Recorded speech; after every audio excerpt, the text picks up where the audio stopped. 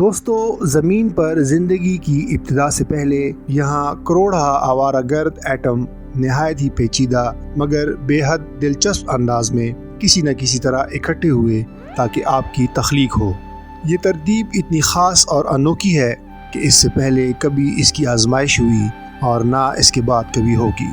آنے والے بہت سے سالوں کے دوران یہ چھوٹے چھوٹے ذرات بغیر گلہ گزاری کے کروڑا انتہائی اہم اور مربوط فرائض نہایت ہوشیاری اور چابک دستی سے سر انجام دیتے رہیں گے، جن کا مقصد صرف ایک ہوگا، وہ یہ کہ آپ اس زندگی سے حتی المقدور لطف اندوز ہو سکیں، وہ زندگی جس کی قدر و قیمت سے بہت کم لوگ آشنا ہیں۔ آپ دیکھ رہے ہیں ہسٹو مکس چینل اور میں ہوں آپ کا ہوسٹ ذیشان علی۔ دوستو، ایٹم یہ تردد کیوں کرتے ہیں؟ یہ ایک سربستہ راز ہے۔ ایٹم کے نقطہ نظر سے آپ کا وجود پانا کوئی اتنا پرلطف تجربہ نہیں تھا۔ تمام تر وفاداری اور توجہ کے باوجود ایٹم در حقیقت آپ کی پرواہ نہیں کرتے، بلکہ انہیں تو یہ بھی پتہ نہیں کہ آپ ہیں بھی یا نہیں، اور وہ بھی اگر ہیں تو کہاں ہیں۔ ذہن سے آری یہ چھوٹے چھوٹے ذرے زندگی سے محروم ہوتے ہیں۔ اگر آپ جراحی کی ایک چمٹی کی مدد سے اپنے جسم کا ایک ذرہ علیحدہ کریں تو آپ کے پاس ایٹموں کا ایک ڈھیر اکٹھا ہو جائے گا، جو سب کے سب مردہ اور بے جان ہوں گے، لیکن جو کسی زمانے میں آپ تھے۔ اس کے باوجود جب تک آپ زندہ ہیں تو یہ سب باہم مل کر اور پوری کوشش کر کے آپ کو آپ قائم رکھنے میں جٹے رہیں گے۔ لیکن اس کے برعکس بری خبر یہ ہے کہ ایٹم ہرجائی ہیں اور ان کی وفاداری کا زمانہ گزر رہا ہے، جلدی گزر رہا ہے بلکہ بھاگ رہا ہے۔ ایک لمبی انسانی زندگی زیادہ سے زیادہ 6.5 لاکھ گھنٹوں پر مشتمل ہوتی ہے، اور جب یہ سنگ میل آنکھ جھپکتے گزر جاتا ہے تو کچھ نامعلوم وجوہات کی بنا پر یہ ایٹم کام کرنا چھوڑ دیتے ہیں اور خاموشی سے منتشر ہو جاتے ہیں اور دوسرے کاموں میں لگ جاتے ہیں۔ ان کے لیے آپ کا وجود بے معنی ہو جاتا ہے اور وہ آپ سے ایسے لا تعلق ہو جاتے ہیں جیسے آپ کبھی تھے ہی نہیں۔ پھر بھی آپ کو خوش ہونا چاہیے کہ بہرحال ایسے ہوتا تو ہے۔ عام طور پر جہاں تک ہمارا خیال ہے کائنات میں اور کہیں ایسے نہیں ہوتا۔ بلا شک یہ عجیب بات ہے کہ جو ایٹم اتنی محنت شاقہ اور چابک دستی سے اکٹھے ہو کر کرۂ زمین پر حیوانات کو تخلیق کرتے ہیں، ہو بہو ویسے ہی ہیں جیسے دوسرے سیاروں پر، مگر وہاں وہ یہ عمل دہرانے سے انکاری ہیں۔ یہ اور جو کچھ بھی ہو، مگر کیمسٹری کے توازن میں عجیب بات ہے کہ زندگی انتہائی عارضی اور بے توقیر ہے۔ زندگی کاربن، ہائیڈروجن، آکسیجن، نائٹروجن، تھوڑی سی کیلشیم، چٹکی بھر سلفر اور دوسری چیزوں کے تھوڑے تھوڑے مرچ مسالے کا مجموعہ ہے، اور یہ چیزیں دوائیوں کی کسی بھی دکان پر بآسانی دستیاب ہیں۔ زندگی پیدا کرنے کے لیے آپ کو فقط یہی چیزیں درکار ہیں۔ ان ایٹمی ذرات میں جو آپ کو بناتے ہیں، خاص بات یہی ہے کہ وہ آپ کو بناتے ہیں، اور یہی زندگی کا معجزہ ہے۔ ایٹم کائنات میں کسی اور جگہ زندگی کا اجرا کرتے ہیں یا نہیں، لیکن وہ اور بہت کچھ تخلیق کرتے ہیں، بلکہ باقی سبھی کچھ بناتے ہیں۔ اگر وہ نہ ہوتے تو ہوا، پانی اور چٹانیں نہ ہوتی، نہ سیارے ہوتے، نہ ستارے، اور نہ ہی دور افق پر اڑتے ہوئے بادلوں کے گالے، اور نہ ہی دیگر بہت سی چیزیں ہوتی جو کائنات کو اتنا مفید اور کرامت بناتی ہیں۔ ایٹم اتنے لاتعداد اور اس قدر ضروری ہیں کہ ہم بآسانی ان کی موجودگی کو فراموش کر دیتے ہیں۔ کوئی بھی ایسا قانون موجود نہیں جس کے تحت کائنات اس بات کی پابند ہو کہ وہ اپنے دیے مادے کے ان چھوٹے ذرات سے پر کرے یا روشنی اور کشش ثقل پیدا کرے اور دوسرے مادی اوصاف مہیا کرے جن پر ہماری زندگیوں کا دار و مدار ہے۔ ویسے تو کائنات کے ہونے یا نہ ہونے سے بھی کوئی فرق نہیں پڑتا، اور ایک لمبی مدت تک کائنات تھی ہی نہیں، نہ تو ایٹم تھے اور نہ کائنات جس میں وہ مٹر گشت کر سکتے، بلکہ بالکل کچھ بھی نہیں تھا۔ چنانچہ ایٹمز کے ہم شکر گزار ہیں، لیکن یہی حقیقت آپ کی یہاں موجودگی کی ایک وجہ ہے کہ آپ کے پاس ایٹم ہے اور وہ ایک خاص ترتیب سے اکٹھا ہونے پر رضامند ہے۔ آپ کی آج 21ویں صدی میں یہی موجودگی، جبکہ آپ اتنے ہوشیار ہیں اور اس رمز سے آشنا ہیں کہ در حقیقت ایک غیر معمولی حیاتیاتی خوشبختی کا ایک سلسلہ تھا جس سے بالآخر آپ مستفید ہوئے۔ اس کرۂ ارض پر بقا حیران کن حد تک پیچیدہ معاملہ ہے۔ زندگی کی کروڑہ اقسام جو شروع سے یہاں موجود تھیں، ان میں سے 99% ختم ہو چکی ہیں اور ان کے نام قصہ کہانیوں تک محدود ہو کر رہ گئے ہیں۔ جیسے کہ ہم دیکھتے ہیں کہ ارضی زندگی نہ صرف یہ کہ مختصر ہے بلکہ بے حد نازک ہے۔ یہ ایک عجیب سچائی ہے کہ جس سیارے سے ہمارا تعلق ہے وہ زندگی پیدا کرنے میں جتنا کارساز ہے، اسے ناپید کرنے میں اس سے بھی زیادہ پرجوش ہے۔ دوستو، آپ اس لحاظ سے ہی خوش قسمت نہیں کہ زمانہ قدیم سے آپ ایک پسندیدہ ارتقائی کڑی سے منسلک رہے، بلکہ معجزانہ طور پر آپ کی خوشبختی کا سبب آپ کا ذاتی نسب ہے۔ آپ اس بات پر غور کریں کہ 4 ارب سالوں کے دوران آپ کے آباء و اجداد باپ کی جانب سے اور ماں کی طرف سے بھی اتنے پرکشش تھے کہ انہیں ایک ایسا ساتھی میسر آتا رہا جو نسلی تسلسل کے قابل تھا، اور قسمت ان پر مہربان تھی۔ حالات نے ان کا ساتھ دیا اور اس کار خیر کا انہیں موقع مل گیا۔ ارتقائی کڑی کے اس سلسلے کو جو کروڑوں سالوں پر محیط تھا، وہ تھوڑا آگے بڑھانے میں کامیاب ہوئے۔ ان آباء و اجداد میں سے نہ تو کوئی پانی میں ڈوبا، نہ کوئی فاقہ زدگی کی وجہ سے مرا، نہ کوئی گرفتار بلا ہوا اور نہ کسی اور چکر میں پھنسا، اچانک زخمی بھی نہ ہوا اور نہ ہی اپنی زندگی کے اس مشن سے ذرا برابر تھرکا جو اسے تفویض ہوا تھا۔ اور وہ مشن، وہ عرفہ مقصد کیا تھا؟ یہی کہ جینیٹک میٹیریل کا خفیف ترین حصہ صحیح وقت پر صحیح ساتھی کو منتقل کر دے، تاکہ موروثی سلسلے کے اس ممکنہ واحد تسلسل کو ہمیشہ قائم رکھا جا سکے، جس کے نتیجے میں آخرکار حیران کن طریقے سے اور مختصراً آپ کا ظہور ہوا۔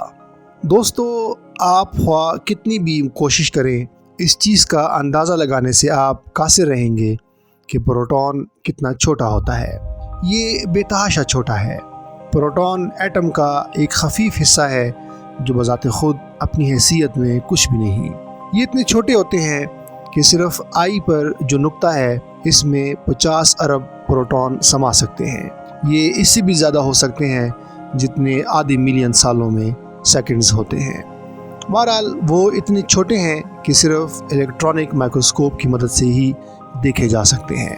اب اگر آپ فرض کر سکیں کہ اس پروٹون کو اس کے نارمل سائز کے کروڑویں حصے کے برابر سکیڑ دیا جائے، اور اس جگہ جہاں اس پروٹون کو سکیڑ کر رکھا گیا ہے اس میں 1 اونس کے قریب مادے کو داخل کریں، تو گویا آپ ایک کائنات کی شروعات کر رہے ہیں۔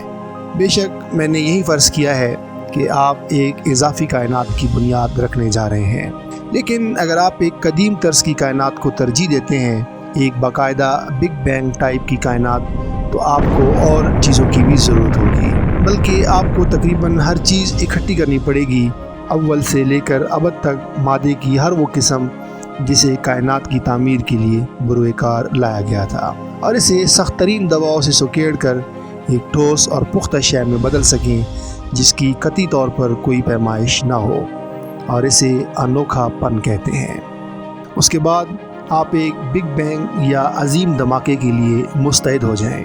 ظاہر ہے کہ آپ کو اس دھماکے کے مشاہدے کے لیے خود کو کسی محفوظ جگہ پر منتقل کرنا ہوگا، لیکن بدقسمتی سے آپ کو کوئی ایسی جگہ میسر نہیں آئے گی، کیونکہ انوکھے پن یا سنگولیرٹی سے باہر کچھ بھی نہیں۔ جب کائنات پھیلنا شروع ہوتی ہے تو وہ ایک بڑے خلا کو پر کرنے کے لیے ایسا نہیں کرے گی۔ خلا جو موجود ہوگا وہی خلا ہوگا جسے یہ پھیلاؤ کے دوران پیدا کرے گی۔ دوستو، ہماری کائنات نیستی یا ایک لاشے سے شروع ہوتی ہے، اچانک طلسماتی طور پر ایک یادگار عہد میں جو اتنا سریع اور گراں بہا ہے کہ الفاظ اس کے بیان سے قاصر ہیں۔ یہ وہ خلا ہے جو ہمارے وہم و گمان سے بھی ماروا ہے۔ پہلی ہی سیکنڈ میں کشش ثقل پیدا ہو گئی اور دوسری بہت سی طاقتیں جو طبیعیات کی بانی ہیں وجود میں آئیں۔ 1 منٹ سے بھی تھوڑے عرصے میں اس کی لمبائی چوڑائی لاکھوں کروڑوں میل تک تجاوز کر گئی، اور یہ ابھی تک وسعت پذیر ہے۔ یہ ہماری کائنات ہے۔ یہ ایسی جگہ ہے جہاں حیران کن حد تک عجیب و غریب ممکنات ہیں، جو خوبصورت بھی ہے اور یہ سب کچھ اتنے عرصے میں بن گیا جتنے میں آپ ایک سینڈوچ تیار کرتے ہیں۔ یہ کب ہوا؟ اس کے بارے میں کچھ کہنا مشکل ہے۔ کائنات کے ماہرین طویل عرصے سے اپنے اپنے دلائل پیش کر رہے ہیں کہ تخلیق کا یہ لمحہ 10 بلین سال پہلے وقوع پذیر ہوا یا 20 بلین سال پہلے یا ان کے وسط میں۔ زیادہ تر لوگ اس بات پر متفق ہیں کہ 14 بلین سال پہلے تخلیقی عمل شروع ہوا۔ بے شک بہت سی چیزوں کے بارے میں ہماری معلومات نہ ہونے کے برابر ہیں، اور جو ہمیں معلوم ہے وہ بھی ہمیں معلوم نہیں، اور جن کے بارے میں ہمارا خیال ہے کہ ہم جانتے ہیں، در حقیقت ہم نہیں جانتے۔ حتیٰ کہ بگ بینگ کے بارے میں ہمارا نظریہ بھی نسبتاً جدید ہے۔ دوستو، ہمارے نقطہ نظر سے حیران کن بات یہ ہے کہ یہ کائنات ہمارے لیے کتنی مفید رہی۔ اگر کائنات ذرہ برابر اس سے مختلف ہوتی، کشش شکل تھوڑی کم یا زیادہ ہوتی، یا پھیلاؤ تھوڑی سستی یا کسی قدر تیزی سے ہوتا، تو ایسی مستحکم بنیادیں ناپید ہوتی جنہوں نے مجھے اور آپ کو پیدا کیا، یا اس زمین کو جس پر ہم آج کھڑے ہیں۔ اگر کشش شکل تھوڑی سی زیادہ طاقتور ہوتی تو کائنات ایک بے ترتیبی سے کھڑے کیے ہوئے خیمے کی طرح ڈھہ جاتی، اور اس کے متوازن طول و عرض، اس کے مختلف اجزاء اور کثافت یا گاڑے پن کی فقدان کی بدولت یہ ایک پل کے لیے بھی قائم نہ رہ پاتی، اور یہی کشش کمزور ہو، ناتواں ہو تو کچھ بھی آپس میں اکٹھا نہ ہو پاتا۔ یہ ہمیشہ ایک بے لطف بکھرے ہوئے خلا کی صورت میں دکھائی دیتا۔ دوستو، کسی نہ کسی وقت ہم سب کے ذہنوں میں یہ سوال ضرور اٹھا ہوگا کہ اگر ہم کائنات کے کنارے تک سفر کریں تو کیا ہوگا؟ یعنی جیسے پردے ہٹا کر بیچ میں سے سر باہر نکال کر دیکھیں تو کیا دکھائی دے گا؟ وہاں کیا ہوگا؟ اس کا جواب بدقسمتی سے یہی ہے کہ ہم کبھی بھی کائنات کے کنارے تک نہیں پہنچ سکتے۔ یہ اس لیے نہیں کہ وہاں جانے کے لیے آپ کو بہت وقت درکار ہوگا، بہرحال وقت تو لگے گا ہی، لیکن اگر آپ باہر کی طرف ایک سیدھی لائن میں نہایت مستقل مزاجی سے اور غیر معینہ مدت کے لیے سفر کرتے رہیں تو بھی آپ باہر کے حلقے تک نہیں پہنچ سکتے، بلکہ جہاں سے آپ شروع ہوئے ہیں وہیں پہنچ جائیں گے، اور امید یہی ہے کہ اس تگ و دو میں آپ حوصلہ ہار چکے ہوں گے اور تھک ہار کر بیٹھ جائیں گے۔ اس کی وجہ یہ ہے کہ کائنات ترچھی ہے، اس کی شکل و شباہت کچھ ایسی ہے کہ ہم اسے تصوراتی حدوں میں بھی لانے سے قاصر ہیں۔ اس کی ترتیب آئنسٹائن کی تھیوری آف ریلیٹیوٹی کے عین مطابق ہے۔ اس وقت یہی جاننا کافی ہے کہ ہم کسی بڑے اور مسلسل پھولتے ہوئے غبارے میں شتر بے مہار کی طرح رواں دواں نہیں، بلکہ کائنات اس طرح ٹیڑھی ہوتی ہے کہ یہ لامحدود ہونے کے باوجود غیر مطلق اور محدود ہوتی جاتی ہے۔ لیکن حد تو یہ ہے کہ صحیح معنوں میں ہم کائنات کو پھیلتا ہوا بھی قرار نہیں دے سکتے، کیونکہ جیسا کہ ماہر طبیعیات اور نوبل پرائز انعام یافتہ اسٹیون وائن برگ کا کہنا ہے کہ شمسی نظام اور کہکشاں پھیل نہیں رہے، اور بذات خود کائنات بھی پھیل نہیں رہی۔ اس کے برعکس کہکشاں ایک دوسرے سے دور بھاگ رہے ہیں۔ یہ سب کچھ ادراک اور ذہن کے لیے ایک مبارزے سے کم نہیں۔ دوستو، کائنات نہ صرف یہ کہ ہمارے تصور سے زیادہ انوکھی ہے، بلکہ یہ ہمارے تصور سے بھی زیادہ انوکھی ہو سکتی ہے۔